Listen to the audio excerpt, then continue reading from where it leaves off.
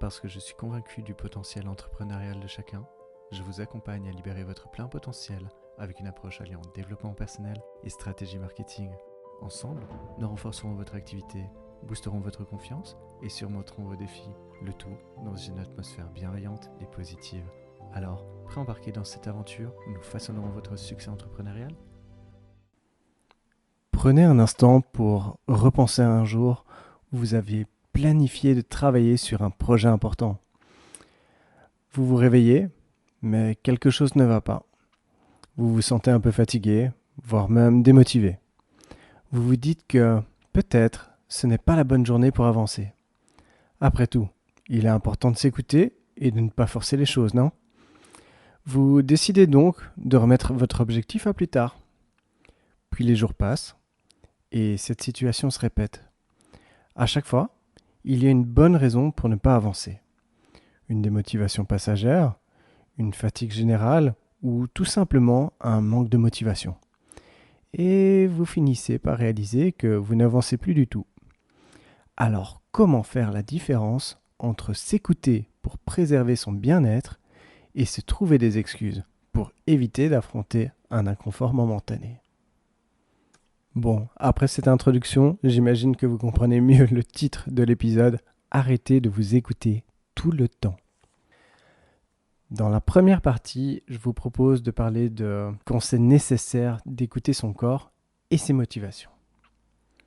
Votre corps et vos émotions sont comme des baromètres de votre bien-être. Ils vous signalent, de manière subtile ou parfois très claire, lorsque vous vous éloignez de votre équilibre naturel. Ignorer ces signaux peut avoir de graves conséquences à long terme, et ce, tant sur votre santé mentale que physique. C'est pourquoi il est indispensable de savoir quand et comment les écouter. Alors, quand devons-nous les écouter, vous me direz ? J'ai essayé de répertorier plusieurs points qui pourraient servir de sonnette d'alarme. Le premier point, c'est la fatigue physique.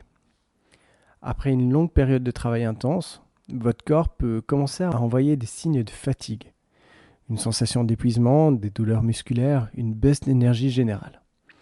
Ces alertes sont plus importantes qu'il n'y paraît. Car attention, ce n'est pas juste un état passager. C'est votre corps qui vous dit qu'il a besoin de se régénérer. Ne pas les écouter revient à puiser dans vos réserves d'énergie. Ce qui peut entraîner un épuisement plus profond et donc plus difficile à récupérer. Après tout, vous le savez, notre énergie est limitée. Alors si vous ignorez ces signaux et continuez à pousser votre corps, cela peut vous mener à un épuisement plus grave.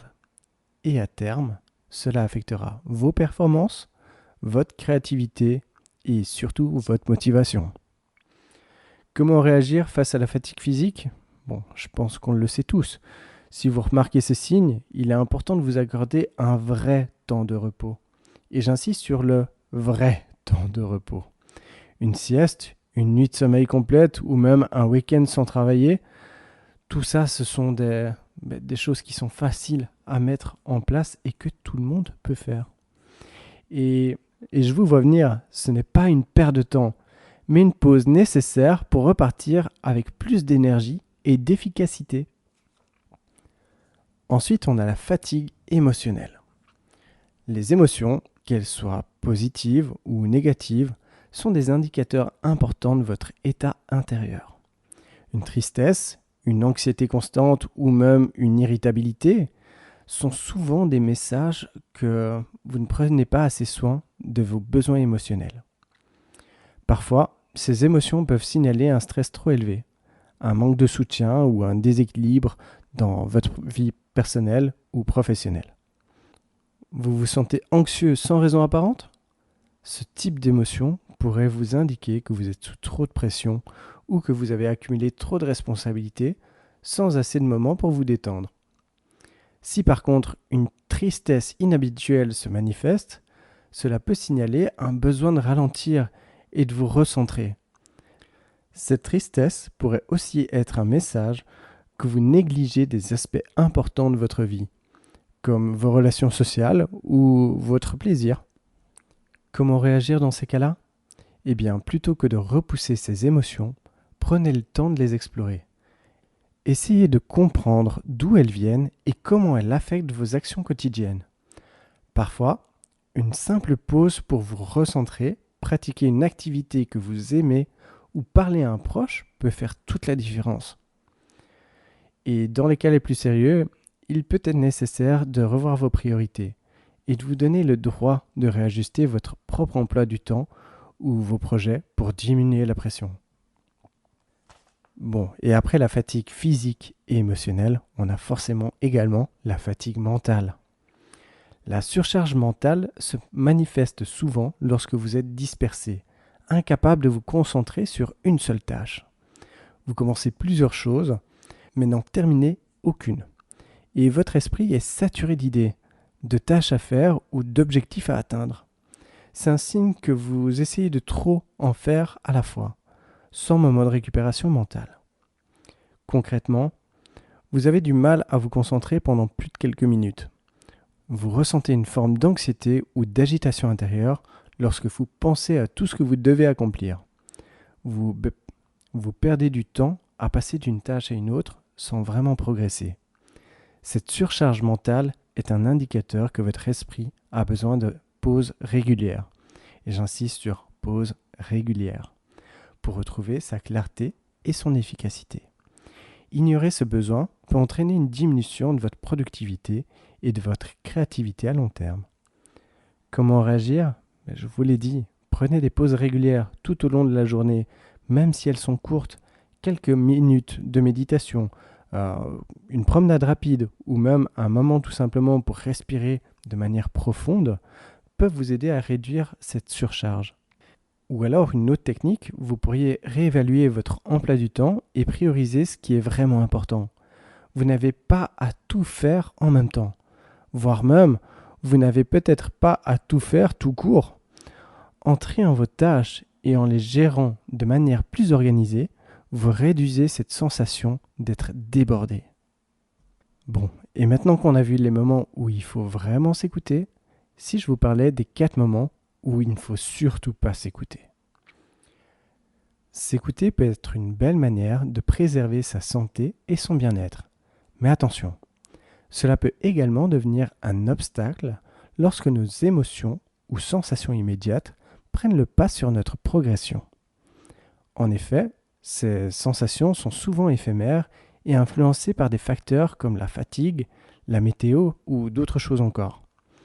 Voici 4 moments où il vaut mieux ne pas s'écouter pour avancer. Je dirais le premier, quand la flemme vous paralyse. La flemme est un sentiment qu'on connaît tous et qui nous pousse à repousser nos tâches à plus tard. Mais elle ne reflète pas toujours un besoin réel de repos. Il est essentiel donc de distinguer la vraie fatigue d'un simple manque de motivation. Se sentir un peu mou ou démotivé ne veut pas forcément dire qu'il est temps de faire une pause. Alors ce que je vous conseille, c'est engagez-vous juste 10 minutes dans la tâche que vous aviez planifiée. Très souvent, le fait de démarrer cette tâche permet de trouver l'élan pour continuer. Vous verrez, souvent, ces quelques minutes suffisent à relancer votre énergie. Après, je tiens à souligner que le fait d'avoir la flemme, le fait de se sentir un peu mou, un peu démotivé, le fait de procrastiner, ce n'est pas quelque chose de mal en soi. Prenez-le juste comme un indicateur. Et je vous propose de refaire un épisode consacré qu'à ça une prochaine fois. Ensuite, un deuxième moment où il ne faut surtout pas s'écouter, c'est quand la peur de l'échec bloque vos actions. La peur de l'échec peut parfois être déguisée en une intuition ou un mauvais pressentiment. Elle nous freine, nous pousse à éviter les actions qui nous font sortir de notre zone de confort par peur de ne pas réussir, d'être jugé ou de ne pas être à la hauteur. Mon conseil, décomposez la tâche en petites étapes. Au lieu de voir la tâche dans son ensemble, divisez-la en petites actions concrètes. Par exemple, au lieu de créer un site web, commencez par choisir le modèle de page d'accueil. En avançant étape par étape, la peur diminue et vous êtes moins paralysé par la grandeur du projet. Le troisième moment où il ne faut surtout pas s'écouter, c'est quand la routine tue votre motivation. Répéter les mêmes tâches chaque jour peut entraîner un sentiment de lassitude. Cette monotonie peut vous faire croire que vous devez tout arrêter, alors que la solution réside souvent dans le fait de casser cette routine. Mon conseil, apportez de la nouveauté à vos journées. Changez quelque chose dans votre manière de travailler. Par exemple, réorganisez votre emploi du temps. Travaillez dans un nouvel endroit ou intégrez une nouvelle activité à votre routine. Cette simple variation peut raviver votre motivation. Le quatrième moment où il ne faut surtout pas s'écouter, c'est quand rester dans sa zone de confort freine notre progression. Nous avons tous un besoin naturel de rester dans notre zone de confort. Vous savez, les chasseurs-cueilleurs, là où les choses sont faciles et connues. Pourtant, s'y réfugier trop souvent nous empêche de progresser et d'évoluer. Le confort peut devenir un frein lorsqu'on évite les situations qui demandent un effort ou un certain inconfort. Mon conseil, prenez des petits risques pour élargir votre zone de confort. Au lieu de sauter directement dans des situations qui vous terrifient, fixez-vous des défis modérés, mais stimulants. Par exemple, si vous n'aimez pas parler en public, commencez par intervenir dans des petites réunions. Chaque petite victoire vous aide à élargir votre zone de confort étape par étape. Et vous savez quoi? Ceci nous fait rentrer dans la troisième partie de ce podcast, où je voulais vous parler de 6 techniques pour trouver l'équilibre. Et là, je suis occupé de me demander, est-ce que je ne ferai pas un deuxième épisode pour parler de ça? Et je pense que c'est ce que je vais faire. Et je le publierai un petit peu plus tôt que d'habitude, à savoir d'ici 1 semaine et non dans 2 semaines. Du coup, je vous propose de terminer par une petite synthèse qui reprend les 2 premières parties, à savoir partie 1, quand écouter son corps et ses émotions, où on a vu qu'il fallait l'écouter lorsqu'il y avait une fatigue physique. Votre corps vous envoie des signaux lorsque vous avez besoin de repos, et qu'ignorer ces signes peut entraîner un épuisement profond affectant votre créativité et votre performance. Qu'il y avait également la fatigue émotionnelle. Les émotions négatives comme la tristesse ou l'anxiété indiquent souvent un déséquilibre et que les explorer peut vous aider à mieux comprendre vos besoins. Et pour finir, la troisième, la fatigue mentale. La surcharge mentale, marquée par une dépression ou un manque de concentration, signale souvent un besoin de pause pour préserver votre productivité. Dans la deuxième partie, on a vu quand ne pas s'écouter. On a notamment parlé de la flemme. Je pense qu'on la connaît tous. Elle est souvent passagère, mais la flemme peut être surmontée en s'engageant ne serait-ce que 10 minutes dans une tâche. Vous verrez, c'est magique. On a également vu la peur de l'échec. La peur nous fait éviter des moments importants. Donc je voulais dire décomposer les tâches en petites étapes permet de surmonter cette peur. Il y avait la routine également qui montre que la monotonie peut tuer la motivation et que casser la routine aide à reviver souvent notre enthousiasme. Et enfin, on a parlé aussi de la zone de confort où j'ai dit rester dans la zone de confort peut freiner votre progression.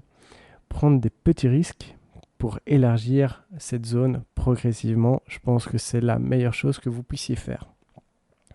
Donc voilà ce qui conclut cette fois-ci l'épisode d'aujourd'hui sur quand s'écouter et quand ne pas s'écouter surtout.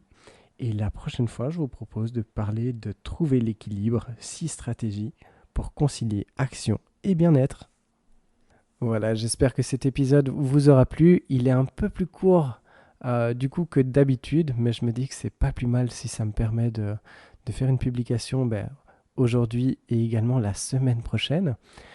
Encore une fois, n'hésitez pas à laisser des commentaires, à laisser 5 étoiles sur la plateforme d'écoute que vous préférez, parce que c'est ça qui fait vivre le podcast, c'est ça qui va permettre de le faire découvrir, tout du moins. Et puis voilà, je vous dis donc à très vite dans le prochain épisode. Voilà, c'est tout pour aujourd'hui.